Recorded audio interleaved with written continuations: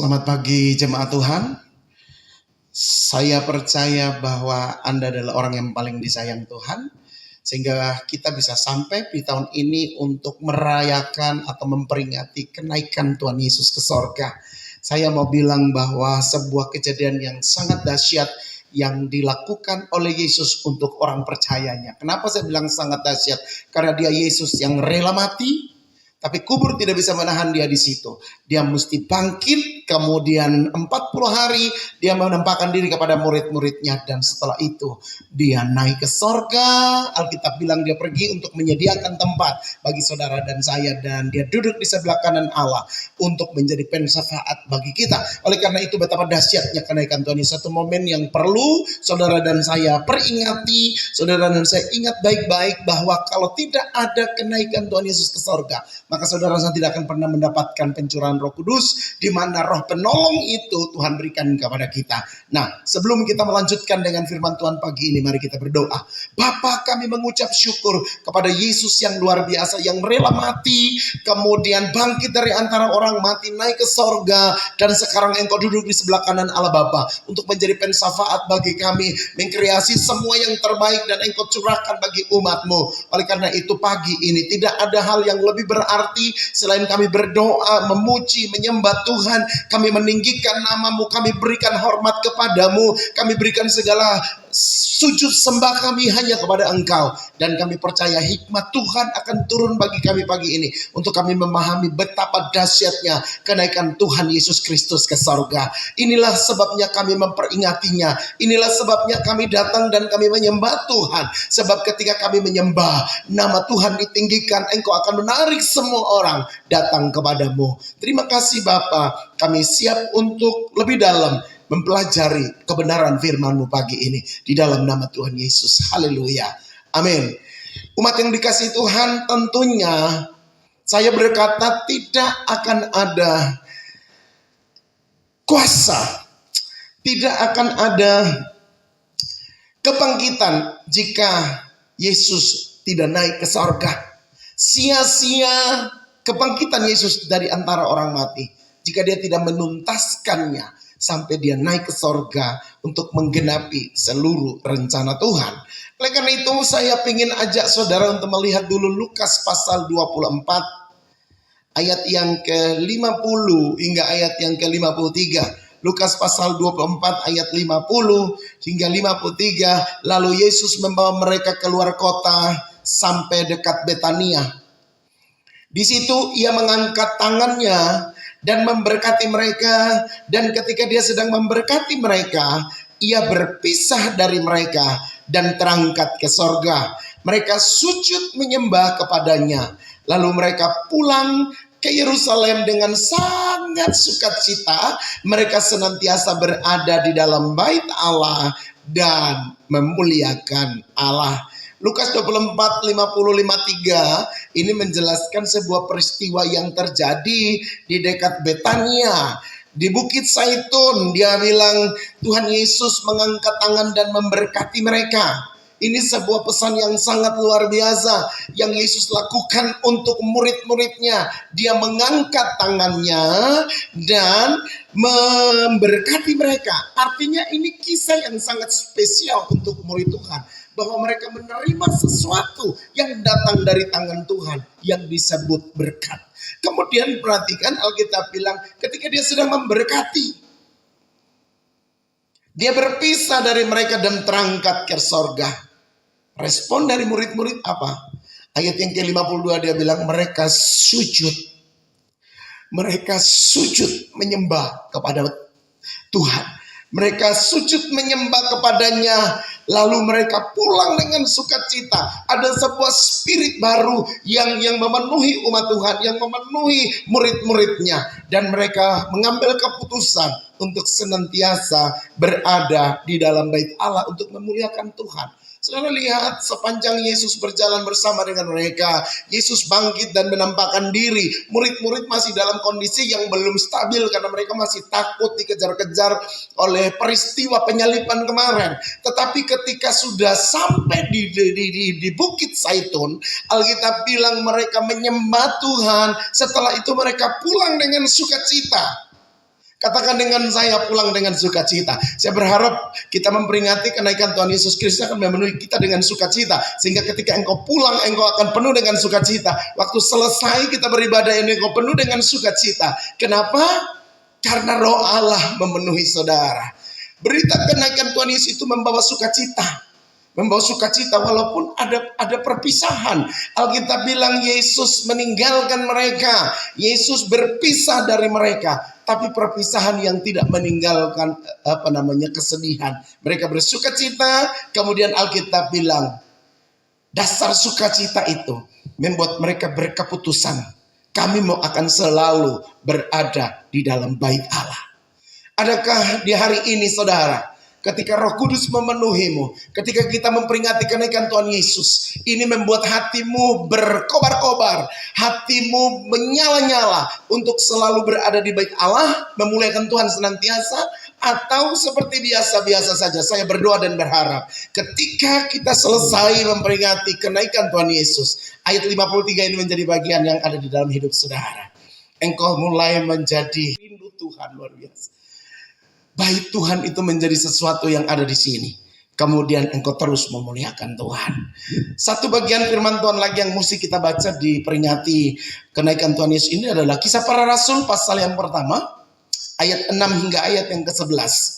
Kisah Para Rasul 1 ayat 6 hingga 11. Maka bertanyalah mereka yang berkumpul di situ, Tuhan, maukah engkau pada masa ini memulihkan kerajaan Israel? Jawabnya, engkau tidak perlu mengetahui masa dan waktu yang ditetapkan Bapa sendiri menurut kuasanya. Tetapi kamu akan menerima kuasa kalau Roh Kudus itu turun ke atasmu, dan kamu akan menjadi saksiku di Yerusalem, di Yudea, di Samaria, bahkan sampai ke ujung-ujung bumi. Kisah Para Rasul pasal yang pertama ayat 6 sampai ayat yang ke-11 menceritakan bahwa murid-murid bertanya kepada dia, Tuhan, maukah engkau pada masa ini memulihkan keadaan kerajaan Israel? Mereka lagi masih melihat dengan fisikal bahwa Yesus mau memulihkan keadaan Israel. Tuhan bilang, kamu tidak perlu tahu masa dan waktunya, karena itu cuma rahasia Bapa aja. Namun yang lebih penting, ayat 8 dia bilang, tetapi kamu akan menerima kuasa. Katakan dengan saya dapat kuasa pagi ini. Amin. Katakan dengan saya, aku akan menerima kuasa. Kuasa dari mana? Kuasa Roh Kudus yang akan turun atas kamu. Dan kamu akan menjadi saksiku. Kamu akan menjadi saksiku dimulai di Yerusalem, kemudian di Yudea, kemudian ke Samaria, bahkan sampai ke ujung-ujung bumi. Luar biasa ayat ini. Kisah Para Rasul memberikan kepada kita sebuah mandat untuk persiapkan diri, dipenuhi dengan Roh Kudus, bangkit dan menjadi saksi, pergi ke bangsa-bangsa untuk menceritakan bahwa Yesus yang pernah mati dan bangkit itu sudah naik ke sorga, duduk di sebelah kanan untuk bersyafaat bagi saudara dan saya. Kisah Rasul pasal 1 ayat 6 sampai ayat yang ke-11 ini memberikan sebuah rekomendasi penting bahwa kebangkitan Yesus Kristus, kemudian dia naik ke surga untuk memberikan kesempatan kepada saya, kepada saudara semua, untuk kamu tidak tinggal diam, tapi kamu punya kesempatan untuk menjadi orang yang bersaksi tentang kejadian Tuhan, bahwa dia mati, bangkit untuk menyelamatkan saudara dan saya. Dia menebus kita. Kekasih Tuhan, mengapa kebangkitan Yesus itu dahsyat? Mengapa dia naik ke sorga itu dahsyat? Mengapa dia mesti memperlihatkan dirinya, menampakkan dirinya kepada semua murid-murid, untuk supaya mereka tidak sangsi, mereka tidak takut, mereka tidak lagi ragu-ragu bahwa sesungguhnya dia Allah, dia anak Allah yang layak dipercaya. Mengapa kenaikan Tuhan Yesus begitu dahsyat? Arti kata dahsyat yang pertama saudara mesti tahu, ini menggambarkan ekspresi kita tentang sesuatu. Karena saya bilang kenaikan Tuhan Yesus itu dahsyat, artinya ini menggambarkan ekspresi yang dialami, sesuatu ekspresi yang dialami oleh murid-muridnya. Arti kata dahsyat itu adalah ekspresi untuk melukiskan sesuatu, baik itu keadaan yang mengerikan, atau keadaan yang menakutkan, atau keadaan yang hebat dan sangat amat luar biasa. Itu kita bilang dahsyat. Nah, oleh karena itu saya punya 5 alasan kita menyebut kenaikan Yesus ke surga itu adalah perkara atau perbuatan yang sangat amat dahsyat. 5 alasan kenaikan Yesus ke surga dan kita bilang sangat dahsyat.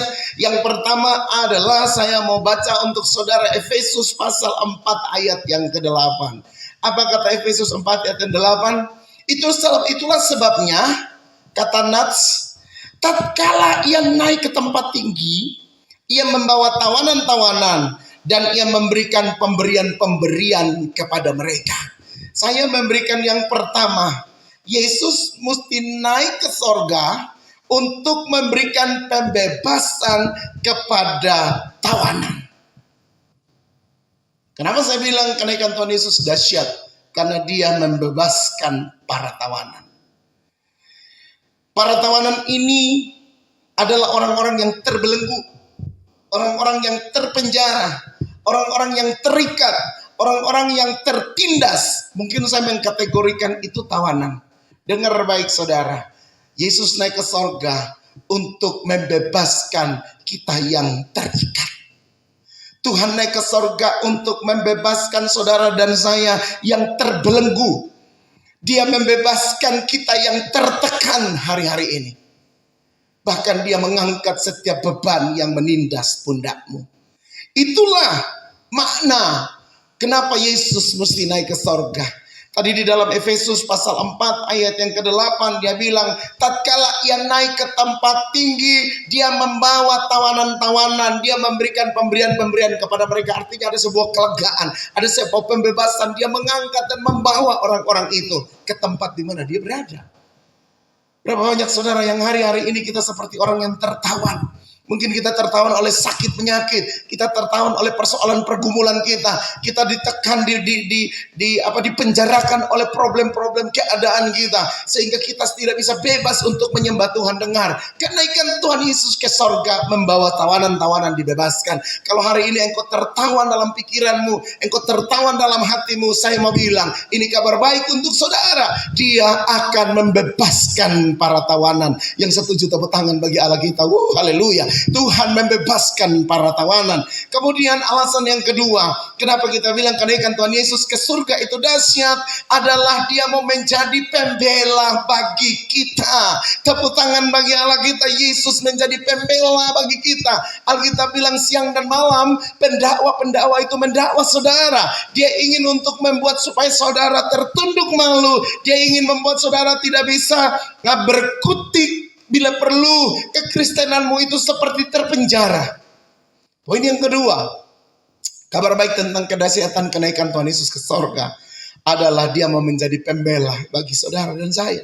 Dia menjadi pembela bagi kita. Seperti yang dikatakan di dalam Roma 8 ayat 33. Perhatikan Roma 8 ayat 33 berkata, siapakah yang akan menggugat orang-orang pilihan Allah?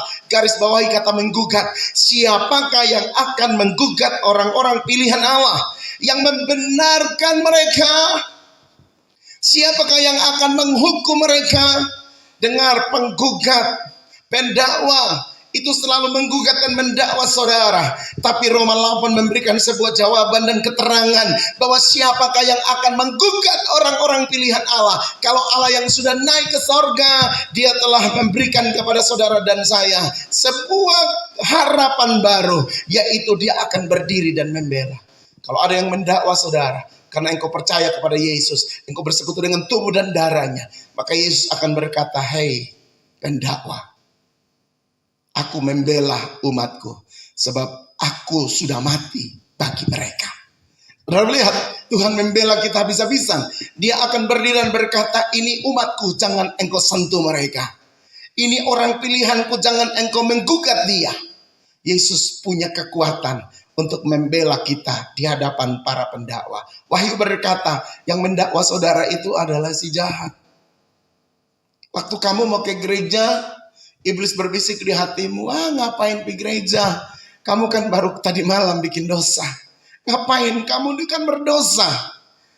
Waktu kamu mau mengerjakan sesuatu pekerjaan Tuhan, engkau mau melayani Tuhan, kemudian iblis mulai berbisik di kupingmu, model seperti kamu mau melayani Tuhan. Lihat hidupmu, kamu kan dulu pernah jadi ini, jadi penjahat dan lain sebagainya. Saudara, dia mendakwa supaya membuat saudara menjadi terbelenggu terus menerus. Tapi berita baiknya Roma 8 ayat 33 berkata, siapa yang menggugat orang pilihan Tuhan?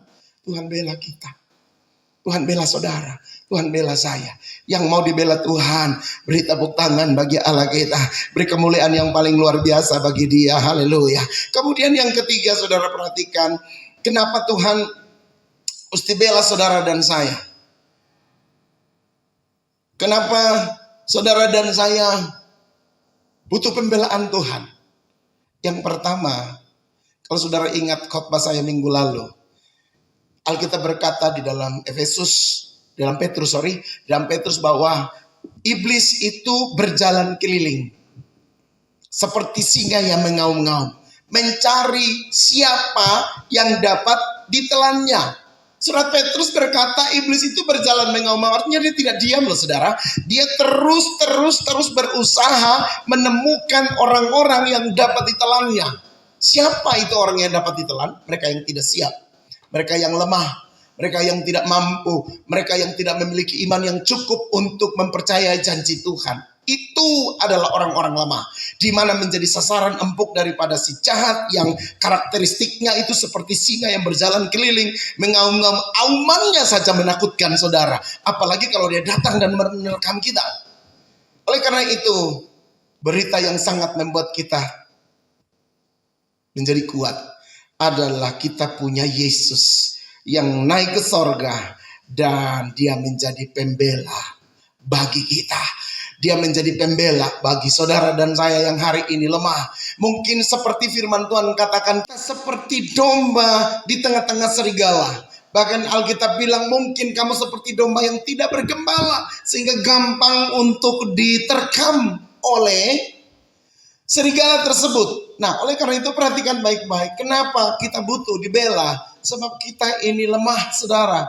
Kita ini domba yang tidak punya tanduk untuk bisa menanduk. Oleh karena itu kelemahan itu dipakai untuk menjadi sasaran empuk si jahat.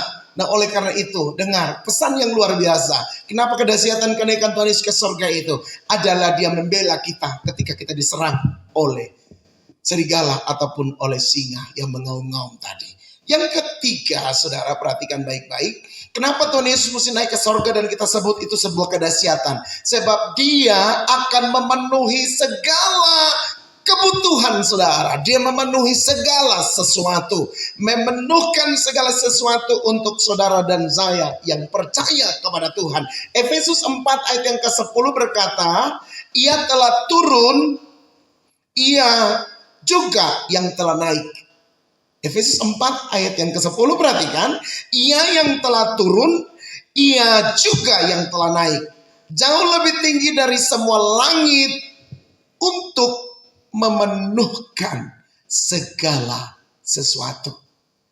Garis bawahi kata untuk memenuhkan segala sesuatu. Dia turun, kemudian dia juga yang naik, jauh lebih tinggi dari semua langit untuk memenuhkan segala sesuatu. Karena dia bilang untuk memenuhkan segala sesuatu, tentu ada yang belum penuh, ada yang masih kurang, ada yang belum lengkap, sehingga dia mesti memenuhkan segala sesuatu dari tempat yang paling tinggi, yang lebih tinggi dari semua langit, Alkitab bilang. Oleh karena itu catat baik-baik, ingat baik-baik bahwa kenapa Yesus mesti naik ke surga? Untuk memenuhkan segala sesuatu. Memenuhkan kehidupanmu dengan Roh Kudusnya, memenuhi gerejanya dengan urapannya, memenuhi kehidupan saudara yang penuh dengan persoalan pergumulan. Dia datang untuk memenuhkan segala sesuatu. Dia mesti naik ke surga supaya dia bisa memenuhi segala sesuatu yang menjadi kebutuhan dari kita umatnya. Oleh karena itu Tidak ada cara lain. Engkau mesti mengerti bahwa Yesus yang kita sembah hari ini, Yesus yang tidak membuat saudara tercuri, tapi dia pergi untuk mendatangkan sesuatu yang memenuhi kita. Hari-hari ini mungkin engkau sementara bergumul untuk kehidupan ekonomimu. Dengar, Tuhan harus naik ke sorga supaya dia bisa memenuhi kebutuhan ekonomimu.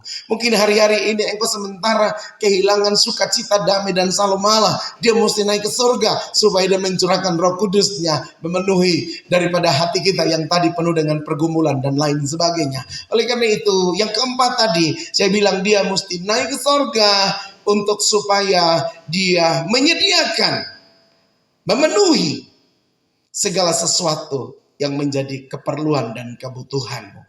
Memenuhi segala sesuatu.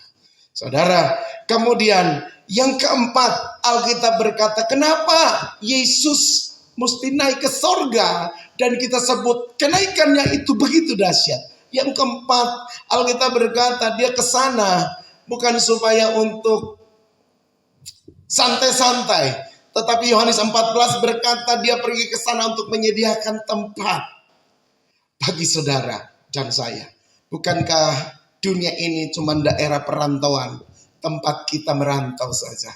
Nanti suatu hari kita akan kembali ke tempat yang sudah Yesus sediakan. Yohanes 14 ayat yang ketiga berkata, dan apabila aku telah pergi ke situ dan telah menyediakan tempat bagimu. Perhatikan, dia berkata bahwa aku telah pergi ke situ dan telah menyediakan tempat bagimu. Katakan, Tuhan terima kasih engkau menyediakan tempat bagiku di sorga. Dia tidak terus di sana. Alkitab bilang, aku akan datang kembali. Yesus akan datang kembali dan membawa kamu ke tempatku, supaya di tempat di mana aku berada, kamu pun berada. Wow, Yohanes pasal 14 ayat 3 ini benar-benar memberikan sebuah harapan yang tak terhingga bagi kita. Membuat hati kita menjadi berkobar-kobar. Tuhan, engkau sangat baik bagi kami. Engkau naik ke sorga untuk menyediakan tempat bagiku. Dan engkau akan datang kembali membawa aku ke tempat di mana engkau berada, supaya aku berada di situ. Bukankah ini sebuah kedahsyatan Tuhan? Allah kita Allah yang hebat. Allah yang memperhatikan kamu waktu di dunia. Bahkan ke sorga pun dia tetap menyediakan tempat bagimu. Oleh karena itu, tidak ada alasan untuk kita tidak mempercayai Tuhan. Dia Allah yang sangat dahsyat, yang menyediakan tempat bagi saya dan juga bagi saudara. Sehingga bagi orang percaya, kamu tidak perlu tanya lagi kepada Pak Pendeta, kalau saya mati nanti saya kemana? Kalau engkau percaya Yohanes 15 ayat yang ketiga tadi, maka engkau akan mengerti bahwa ada tempat yang sudah Tuhan sediakan bagi saudara. Sudah ada satu tempat yang luar biasa yang Tuhan pikirkan bagimu dan dia sediakan bagimu. Karena itu Yohanes 14 ayat 3 bilang dia naik ke sorga untuk menyediakan tempat di sana. Sudah ada couplingnya bagi saudara di sana. Oleh karena itu biar kita percaya sungguh-sungguh kepada Tuhan. Kalau kita memperingati kebangkitan Yesus seperti ini, maka satu yang ada di pikiran saudara bahwa Tuhan terima kasih, engkau bangkit, engkau naik ke surga, bukan untuk sia-sia di sana. Engkau menyediakan tempat bagiku. Satu hari aku akan dibawa ke sana. Di mana Tuhan berada, di situ aku ada. Tepuk tangan bagi Allah kita. Bukankah ini sebuah kedahsyatan yang Tuhan kerjakan bagi saudara? Kemudian yang kelima, kenapa kita bilang Tuhan itu dahsyat dalam kebangkitan, kenaikannya ke sorga? Maka saya punya poin yang terakhir, poin yang kelima. Kita dapat mengerjakan apa yang Yesus kerjakan. Dia naik ke surga. Yesus sudah tidak ada lagi di bumi secara fisik. Dan pekerjaan-pekerjaannya itu dipercayakan kepada engkau dan saya untuk mengerjakannya. Oleh karena itu, kenapa Yesus mesti naik ke surga? Supaya ada kesempatan bagi saudara dan saya mengerjakan apa yang menjadi pekerjaan Yesus di muka bumi ini. Jadi tidak ada lagi alasan untuk saudara berkata, Tuhan, saya belum bisa untuk mengerjakan sesuatu bagimu. Yesus sudah naik ke surga dan dia memberikan ruang yang lebar, ruang yang luas untuk saudara dan saya bisa mengerjakan pekerjaan-pekerjaan yang adalah pekerjaan daripada Tuhan Yesus. Oleh karena itu perhatikan di dalam Yohanes pasal 14 ayat yang ke-12. Pekerjaan apa yang Yesus suruh saudara dan saya lakukan. Yang pertama, engkau dikasih kekuatan untuk menginjak-injak musuh. Katakan dengan saya, menginjak-injak musuh. Yesus kasih kamu kuasa untuk mengusir setan-setan di dalam namanya. Yesus kasih kuasa untuk kita mengalahkan si jahat. Oleh karena itu kalau tadi saya bilang singa mengaum-ngaum mencari kita untuk menelan, maka sekarang setelah Yesus naik ke sorga, kuasa sudah ada di tangan saudara untuk kita menginjak si jahat, mengalahkan si jahat. Kemudian kerjaan apa yang Tuhan kasih untuk saudara dan saya? Yaitu menang atas dosa. Menang atas dosa. Alkitab bilang upah dosa itulah maut. Roma berkata upah dosa itulah maut. Dan Yesus harus naik ke surga supaya memberikan kepada engkau kuasa, kekuatan untuk menang atas dosa. Kita tidak lagi diperhamba oleh dosa, setuju katakan amin. Kita tidak lagi menjadi hamba daripada kejahatan, tapi engkau mengalahkan kejahatan. Engkau mengalahkan itu dosa, sebab Tuhan sudah kasih kemenangan itu kepada saudara. Kemudian menang atas apa lagi? Menang atas dunia. Dunia ini bicara tentang sistem yang selalu membawa kita kepada perkara-perkara yang sia-sia. Engkau dikasih kuasa untuk menang atas dunia ini. Setuju katakan amin dulu. Haleluya. Oleh karena itu kekasih Tuhan sekalian, ini 5 poin penting yang kita sudah pelajari. Kenapa Tuhan Yesus mesti naik ke sorga? Masih ingat yang pertama apa? Dia membebaskan tawanan. Kenapa Yesus mesti naik ke sorga? Yang pertama, karena dia mau membebaskan para tawanan, dibebaskan dengan cara luar. Kemudian yang kedua, kenapa Yesus mesti naik ke sorga? Supaya dia bisa menjadi pembela bagi saudara dan saya. Dia duduk di sebelah kanan Allah untuk membela saudara dari dakwaan si jahat, dakwaan si iblis. Dia bela kita bisa-bisa itu. Kemudian yang ketiga, kenapa Yesus mesti naik ke sorga? Dia akan memenuhkan saudara dan saya. Bukan cuma 1-2 perkara, tetapi segala sesuatu. Katakan dengan saya segala sesuatu. Kemudian yang keempat, kenapa Yesus mesti naik ke sorga dan kita sebut itu sebuah perkara kedahsyatan? Sebab dia menyediakan tempat di sana bagi saudara dan saya. Dan terakhir yang kelima, kenapa Yesus naik ke sorga kita sebut sebuah perkara yang dahsyat?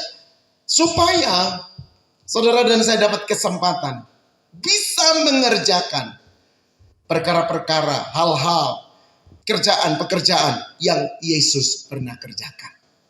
Oleh karena itu, ada 3 hal penting terakhir yang harus saudara dan saya kerjakan untuk meresponi 5 hal penting tadi. Ada 3 hal yang mesti saudara kerjakan. Yang pertama, kamu mesti tetap bersuka cita di dalam imanmu. Katakan, saya akan penuh dengan sukacita. Saya akan penuh dengan sukacita. Saudara lihat waktu Yesus memberkati murid-murid. Setelah itu dia meninggalkan murid-murid. Apa yang dikerjakan oleh para murid? Kalau kita perhatikan di dalam Lukas pasal 24 tadi, ayat yang ke-52, ketika Yesus terpisah dari murid-murid dan terangkat ke sorga, respon murid-murid, mereka sujud menyembah kepadanya. Lalu mereka pulang ke Yerusalem dengan sukacita. Oleh karena itu saya bilang kepada saudara, poin yang pertama yang harus kita kerjakan adalah pelihara sukacitamu di dalam iman. Sebab kebangkitan Yesus itu mendatangkan sukacita yang luar biasa. Ada puji-pujian yang berkata, sebab dia hidup ada hari esok. Tapi hari ini, di hari kenaikan Tuhan Yesus ke sorga, dia bilang, aku pergi sebentar saja untuk kembali lagi datang menjemput engkau dan saya. Oleh karena itu, pelihara sukacita sampai Tuhan datang menjemput kita lagi. Setuju katakan amin. Hanya orang yang dipenuhi dengan Roh Kudus yang akan bersukacita. Hanya orang yang memberi diri untuk dipenuhi dengan Roh Kudus, dia akan melimpah-limpah dengan sukacita. Oleh karena itu, yang pertama, bersukacitalah di dalam iman. Kemudian yang kedua, dalam saat menanti Tuhan datang untuk bawa kita ke rumahnya kembali, kamu mesti fokus. Hidupmu mesti fokus kepada semua hal yang berbicara tentang Tuhan. Dan yang ketiga, bangkitkan semangatmu untuk melayani Tuhan. Kembali ke Lukas tadi saudara. Kalau saudara perhatikan 3 hal ini ada di dalam Lukas pasal yang ke 24 ayat yang ke-52 dan 53. Mereka sujud menyembah, lalu mereka pulang dengan sukacita ke Yerusalem. Jadi fokus mereka adalah Yerusalem. Karena Tuhan janji kepada mereka, kamu tidak boleh pergi kemana-mana, kamu tetap ada di Yerusalem sampai Roh Kudus itu turun dan memenuhi kamu. Dan fokus mereka enggak kemana-mana. Mereka fokus, pokoknya harus ada di Yerusalem. Pokoknya saya mesti tunggu sampai Roh Kudus dicurahkan. Dan mereka bersuka cita pergi ke Yerusalem. Apa yang dilakukan di Yerusalem? Mereka yang kedua, fokusnya lebih dalam. Bukan Yerusalem sebagai sebuah kota saja, tapi mereka lebih fokus kepada Yerusalem di mana di situ ada bait Allah. Dan mereka berada dalam bait Allah. Apa yang mereka kerjakan di dalam bait Allah? Mereka memuliakan Tuhan, memuliakan Tuhan, memuliakan Tuhan. Jadi pada pagi hari ini, perhatikan kekasih Tuhan sekalian. Engkau mesti fokus kepada Tuhan. Engkau mesti juga berada di dalam menjaga sukacitamu supaya tidak dicuri oleh iblis. Dan yang paling terakhir, kamu mesti punya semangat untuk melayani dia. Dia bilang, pergilah ke segala bangsa. Dimulai dari Yerusalem, Samaria, Yudea sampai ke ujung bumi. Engkau melayani raja di atas segala raja. Bapak Ibu yang dikasihi Tuhan, umat Tuhan yang sangat disayang oleh Tuhan. Perhatikan, kita sudah dapat 5 poin bahwa kenapa Yesus kita mesti menyebutkan kenaikan Tuhan Yesus ke surga itu adalah perkara yang dahsyat. Sebab dia menggenapi semua yang ditulis di dalam Alkitab. Dan pagi hari ini engkau menjadi orang yang paling bahagia. Karena engkau bisa merayakan atau memperingati kenaikan Tuhan Yesus ke surga. Bukan sebuah kegiatan yang tidak ada alasannya. Kamu melakukannya. Kamu memperingati atau merayakan kenaikan Tuhan Yesus ke surga. Sebab sebentar lagi kita akan menerima pencurahan Roh Kudus di dalam hari raya Pentakosta. Persiapkan hati saudara, persiapkan diri saudara. Supaya hari Pentakosta itu datang.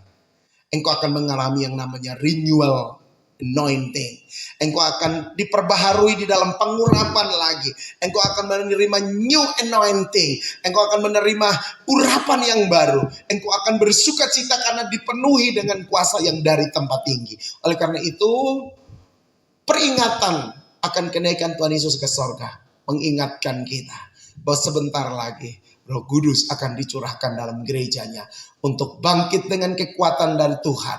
Pergi ke bangsa-bangsa, menjangkau jiwa-jiwa bagi dia, membawa jiwa-jiwa bagi Tuhan, supaya semua orang boleh diselamatkan oleh kuasa kebangkitan dan kenaikan Tuhan Yesus ke sorga. Sekiranya Tuhan memberkati saudara dengan firman Tuhan di pagi hari ini. Dan tidak ada satupun yang sia-sia. Allah akan mengerjakan jauh lebih besar dari apa yang kita pikirkan dan doakan hari ini. Terima kasih Tuhan. Mari kita berdoa. Bapa, kami mengucap syukur bahwa Engkau tidak cuma bangkit dan mempertunjukkan dirimu, menampakkan dirimu kepada murid-murid, tapi Engkau mesti naik ke sorga. Engkau mesti duduk di sebelah kanan Allah. Dan Engkau sementara berbuat perkara-perkara yang ajaib. Engkau membela umatmu. Engkau membuat mereka lebih dari pemenang. Bahkan lebih daripada itu, Engkau menyediakan tempat bagi kami di sana. Oleh karena itu pagi hari ini Tuhan, kami mengucap syukur, kami berdoa sekiranya Tuhan memberkati tiap jemaat, sekiranya Tuhan membuat setiap kami kuat, membuat kami tidak menjadi murid yang sia-sia, orang-orang percaya yang menjadi lemah, letih dan lesu, tapi Roh Allah menguatkan kami, kuasa Allah memenuhi kami untuk kami berjalan pergi memberitakan tentang Kristus kepada banyak orang. Dan mulai pagi hari ini, biar urapan Roh Kudus itu memenuhi tiap jemaat. Aku berdoa biar setiap mereka yang sementara mendengar suara pemberitaan firman ini, mereka diberkati. Apa yang mereka sementara rindukan, mungkin hari-hari ini mereka lemah, Tuhan kasih kekuatan. Mungkin Tuhan temukan ada yang sementara terbaring karena sakit, Tuhan jamah dan sembuhkan. Bahkan tidak ada satu pun yang terlewati, sebab Engkau naik ke surga untuk menyediakan segala sesuatu bagi kami. Terima kasih Bapa di sorga. Diberkatilah umatmu dengan kebaikanmu. Diberkati umatmu dengan kuasamu. Sehingga di hari-hari ini kami tetap bergairah untuk mencari Tuhan senantiasa. Umat Tuhan, mengakhiri ibadah kita pada pagi hari ini, mari buka tanganmu dan terimalah berkat yang datang daripada Tuhan.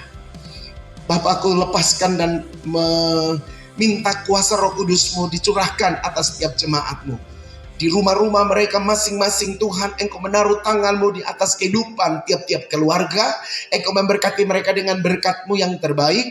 Berkat yang membuat mereka berkelimpahan dalam segala sesuatu. Berkat yang membuat mereka sehat senantiasa. Berkat yang membuat mereka kuat untuk mengambil setiap janji Tuhan yang ada dalam kehidupan kami masing-masing. Dan pagi hari ini aku berdoa, sekiranya tangan Tuhan yang luar biasa itu membela umat-Mu di dalam segala keadaan. Apapun pergumulan kami tahu Tuhan ada bersama dengan kami. Sebab Engkau tidak pernah meninggalkan umat-Mu. Karena itu umat Tuhan, terimalah berkat Tuhan pada pagi ini, yaitu anugerah kasih sayang, penyertaan yang berasal dari Bapa di sorga. Dengan kuat kuasa Yesus Kristus Tuhan yang sudah mati di atas kayu salib itu. Bahkan dengan penyertaan oleh Roh Kudus. Menolong, membimbing, dan menguasai saudara. Mulai pagi hari ini sampai selama-lamanya. Sampai hari Maranatha, Tuhan Yesus datang di awan-awan untuk menjemput engkau dan saya para salehnya. Berkat terbaik ini terimalah bersama-sama hanya di dalam nama Bapa, Putra, dan Roh Kudus, yaitu di dalam nama Tuhan Yesus Kristus. Engkau yang percaya dan diberkati Tuhan, sama-sama kita katakan amin. Haleluya.